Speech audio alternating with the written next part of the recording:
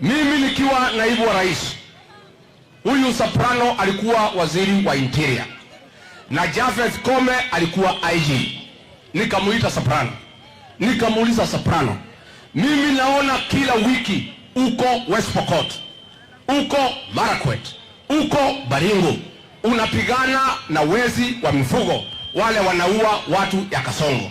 Hiyo ni sawa, lakini wewe watu ya Meru pale Igembe North wanauawa kila siku, ng'ombe zao zinaibiwa. Akaniambia mimi, wacha kwanza nisaidie rais, huyo mkubwa yangu. Ni bure si bure?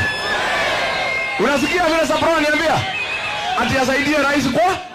Sasa nikamuuliza, wewe Soprano, wewe ni mtoto wetu hapa mlimani, wewe saidia Kasongo kwao, lakini pia weka askari wasaidie wa Meru. Mpaka wa leo Soprano anashika Meru kila siku, wa Meru wanauawa every night, mpaka jana usiku ng'ombe zao zinaibiwa. Hii Soprano ni bure ama si bure? Ni bure si bure? Sasa wewe Soprano, wa Meru wanaangaishwa na magaidi, alafu unasukuka hapa na ndege na pesa na magunia, ati unasema ati wewe ni fire. Ni fire si fire? Ni noma si noma? Ni Soprano si Soprano? Hii Soprano ni bure si bure? Na mimi ndio Ruto alinifukuza. Mimi singekubali wa Meru wauawe nikiwa naibu wa rais. Wewe Soprano, you are a fake deputy president.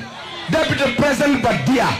Wa Meru wanauawa kama kuku, wanachinjwa, ng'ombe zao zinaibiwa. Kazi yako ni kufuata Ruto ukibeba maharagwe na mchere kuja kuleta hapa.